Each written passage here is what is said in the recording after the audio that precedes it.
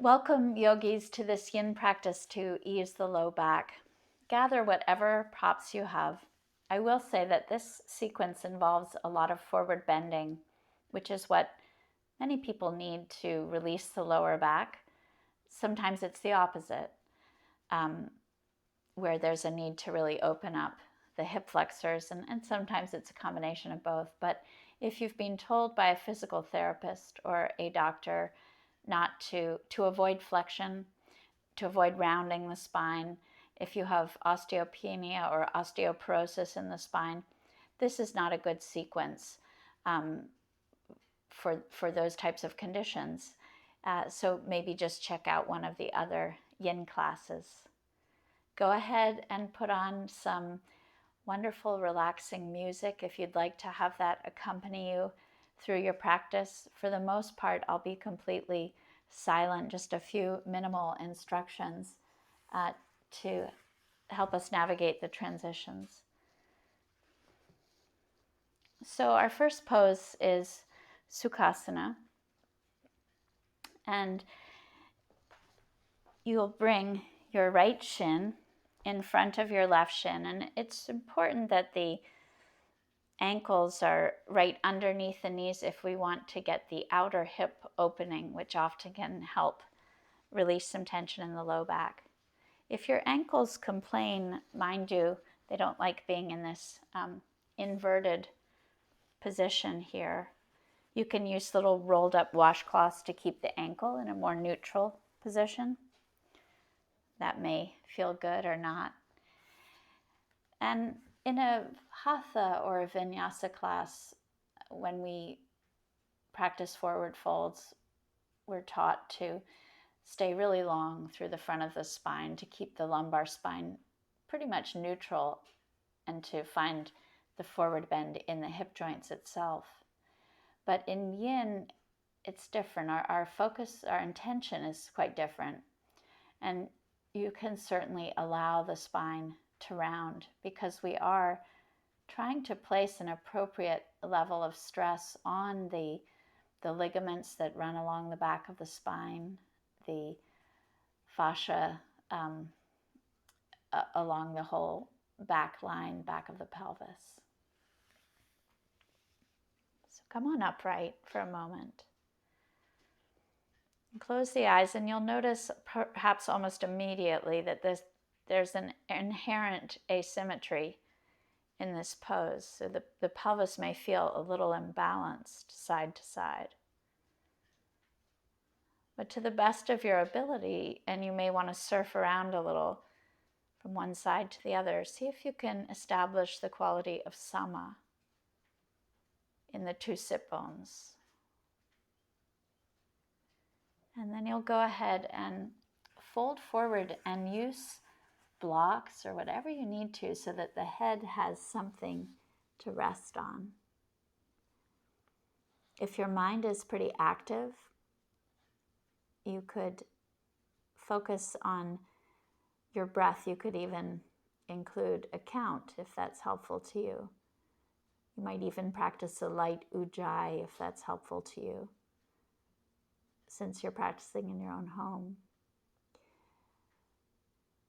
But oftentimes in yin, the breath becomes very shallow, almost like just a still mountain lake. You're barely breathing, really unruffled. So you can just let your body breathe you if you're ready to drop into that really quiet place.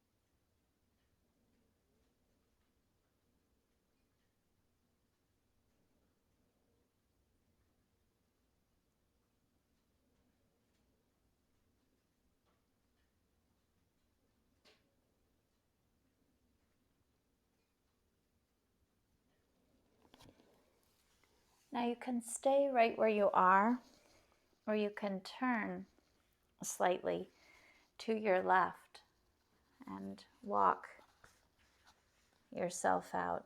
You can bring your blocks with you if you're using them, but stay rooted back and down into your right hip.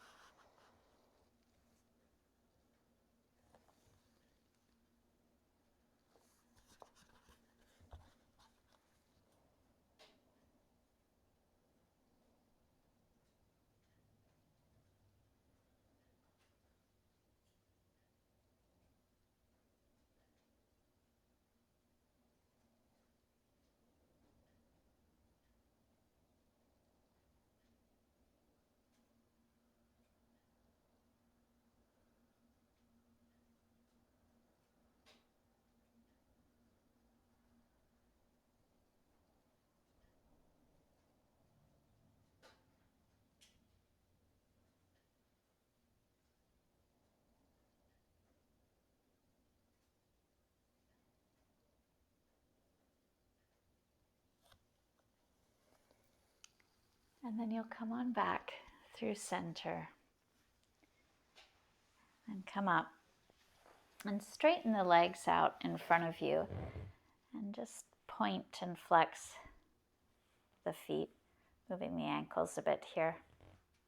And you can open and close them. And you could even take your knees, your feet wide, and move the hips a little.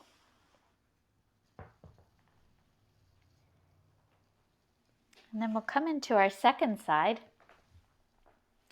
So this time it will be your left shin that's in front.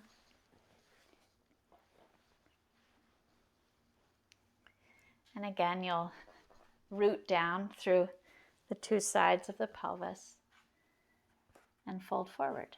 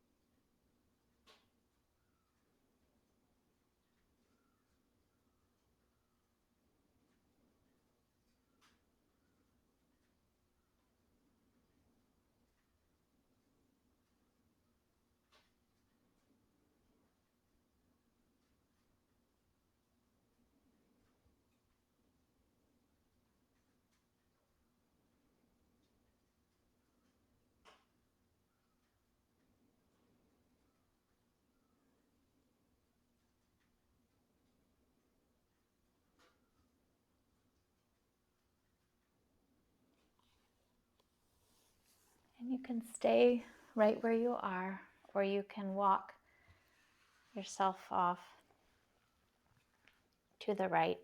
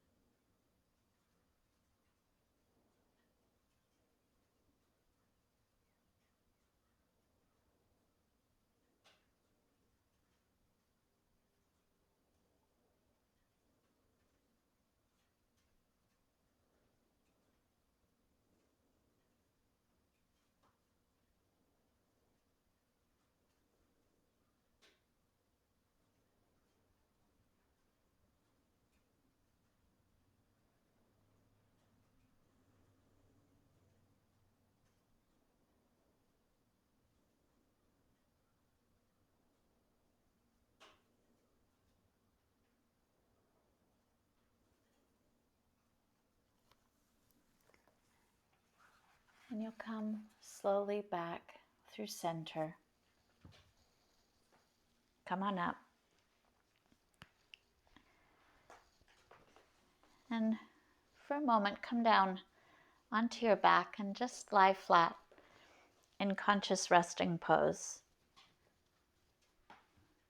Just let yourself be cradled by the earth.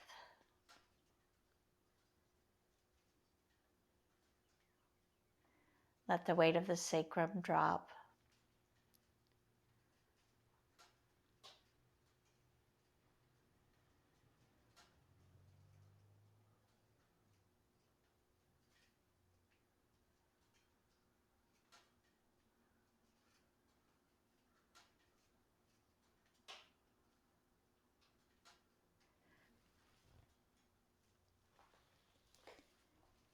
And then grab a hold of a block or a stack of a couple blankets and just place it on its lowest level underneath your sacrum, a little closer to the tail end of things. Keep the knees bent and just check in with your low back. Does this feel really good? Is it irritating in any way? If this is too much of a back bend, then remove the block and just rest in conscious resting pose.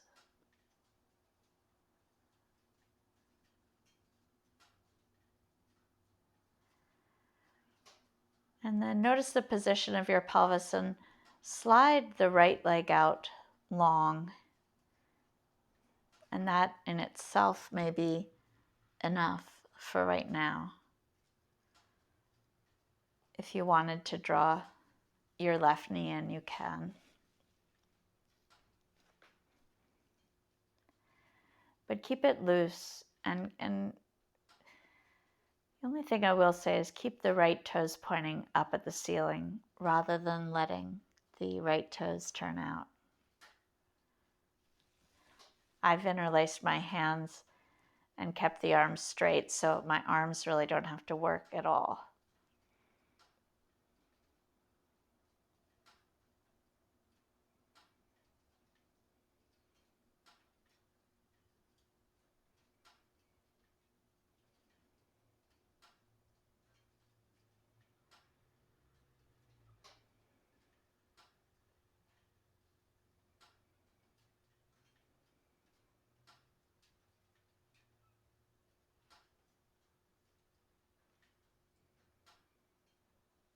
Good. And then switch. So you'll stretch your left leg out and you'll draw your right knee in.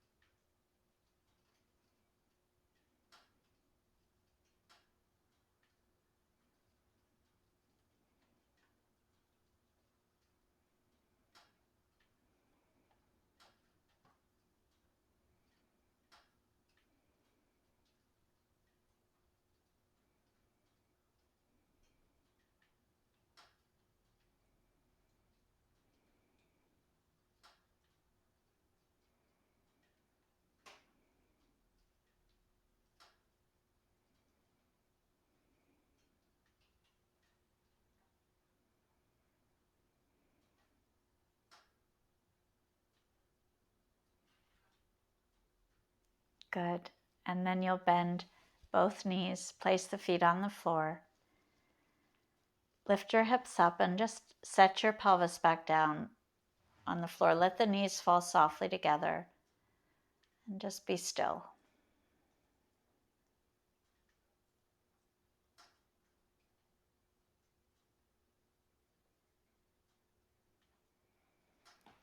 And then you'll roll over to your right side and you'll press yourself up. And we're going to set up for caterpillar pose. They call it in yin, otherwise known as Paschimottanasana. And some of you are quite happy here with straight legs just to come right on into your pose.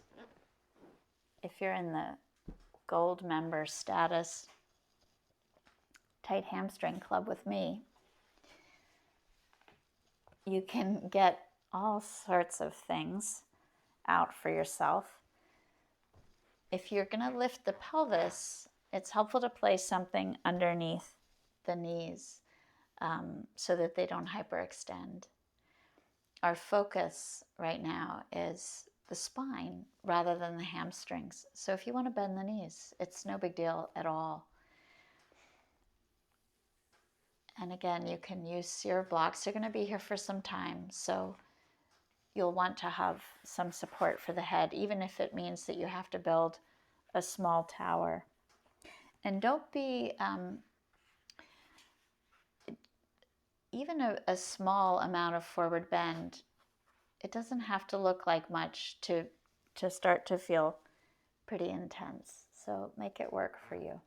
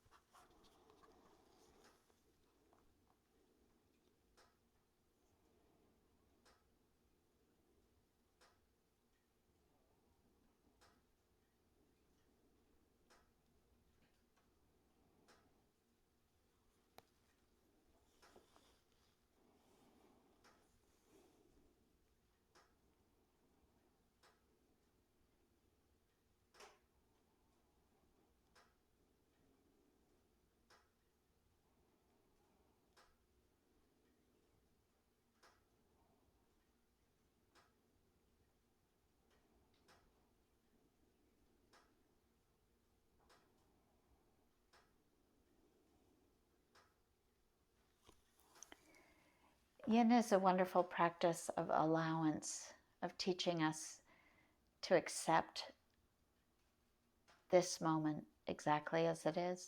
So whatever shape you found yourself in, whether it's a very deep forward bend in which your belly is on your thighs, or it seems as if your pelvis, there's no movement hardly at all. Maybe it feels sort of like the pelvis is cement. See if you can be okay with exactly how it is right now, and just let the opening come to you. Don't chase after it.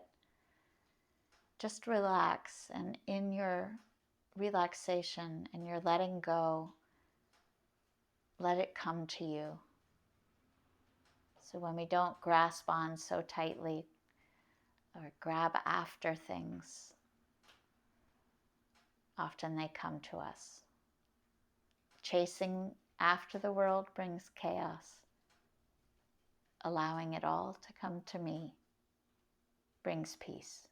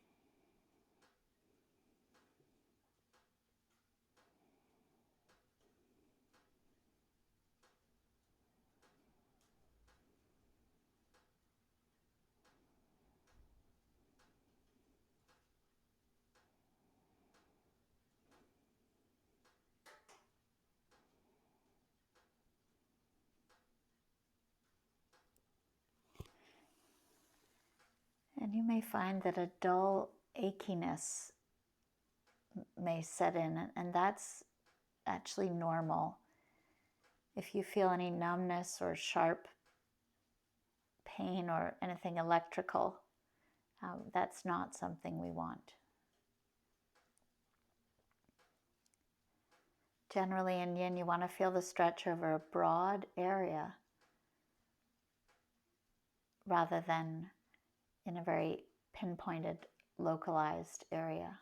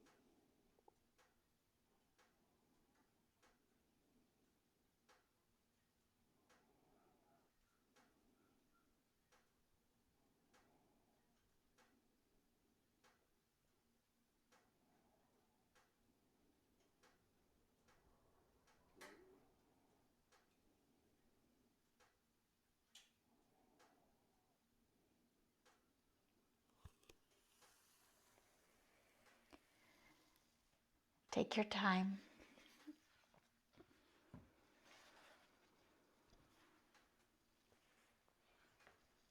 You'll slowly come on up.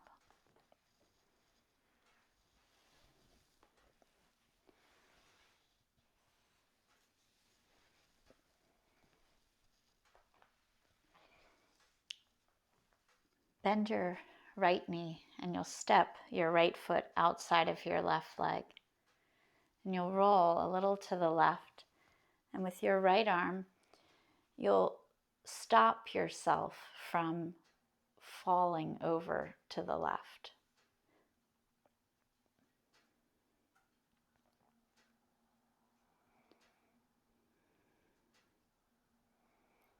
I think Paul Grilly calls this mongoose twist. And then come back and you'll stretch your right leg out. You'll bend your left knee and you'll take it over to the right. And it's as if the body wants to fall all the way over to the right. But with your left arm, you resist that from happening.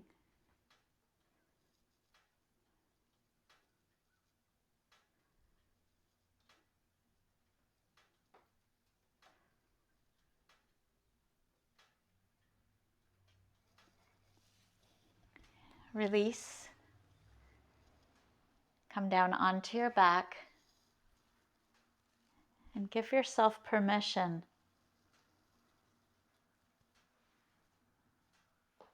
to let go completely.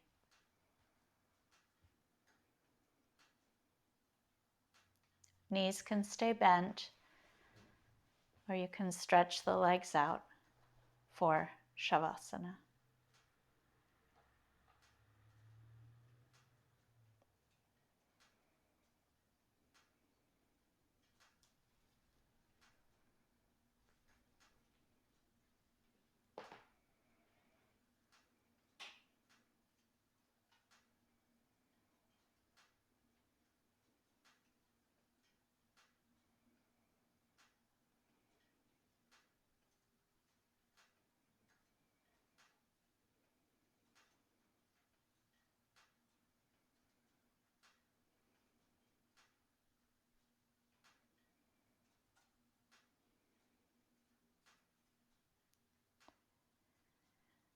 And if you're feeling really good here, you could turn the video off and maybe turn on one of the Shavasana videos. Or if you like, hug your knees into your chest and roll over onto your side and press yourself up into a seated shape, bringing your hands in front of your heart. Thank you so much for practicing with me. Namaste.